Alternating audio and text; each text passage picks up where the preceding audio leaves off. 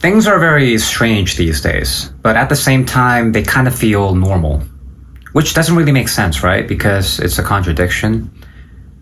But actually, that's exactly the point that I want to make. So, throughout our lives, and somewhere along the way, we as human beings have gotten really good at contradicting ourselves just to get by. So, we adapted to living in contradictions in order to survive. And I'm not saying that this is bad in any way. I'm just pointing out what I have been able to observe in my life and those of others around me. So, for example, I say that I want a simpler life, right? In a quiet and bucolic and peaceful atmosphere. And yet I stay right here in the heart of Seoul City. And I can't let go of the convenience and the excess. Another example is a lot of modern people today, they care about the environment and they care about sustainability. But most of the time when it comes down to it, we mostly choose what is faster and cheaper depending on our wallet situation.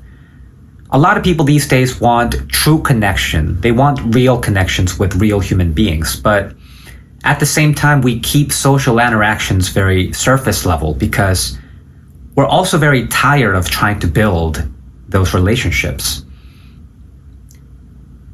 And maybe all of these contradictions that we experience are due to the accelerating pace at which our society is transforming these days. And as members of this society, we also feel the need to constantly shift and update our mindsets and priorities in order to survive. So in a way, contradictions and dealing with them become a sort of modern day survival mechanism. Does that make sense? So our thoughts and preferences don't necessarily exist in isolation anymore. We don't really have the time to be alone with our thoughts because every single day we are constantly exposed to how other people live. So for example, we see their beliefs, we see their routines, we see their versions of what a good life looks like, right? And over time, these ideas start blending into our own thinking, whether we like it or not, whether we realize it or not. And you know how the human brain is so intricate and complex, but yet so primitive and basic that our brains end up believing whatever it sees repeatedly. So with the world changing so fast and with all these different lifestyles being bombarded at us, it's no surprise that we end up wanting conflicting things. We're trying to build, so it's like trying to build, it's like trying to build a life with all the wrong pieces and fragments that just don't fit together. So we have all the different Lego blocks that don't go along necessarily. So for example, we want a slower life, right? But we also want the modern convenience. And we want freedom. But at the same time, we also want stability. We want depth and adventure, but we are refraining from feeling the discomfort that comes with it. So we don't want this discomfort. And for most of human history, people didn't have this many competing ideas inside their minds all at once. But now, we're kind of constantly choosing what to value and choosing what to reject and choosing what to believe in.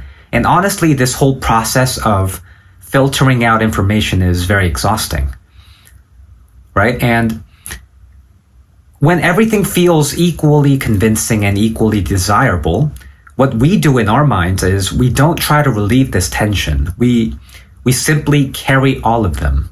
We adapt to all these contradictions, right? So how can we live, or how can we not live in contradiction when everything around us is designed to pull us in all different directions?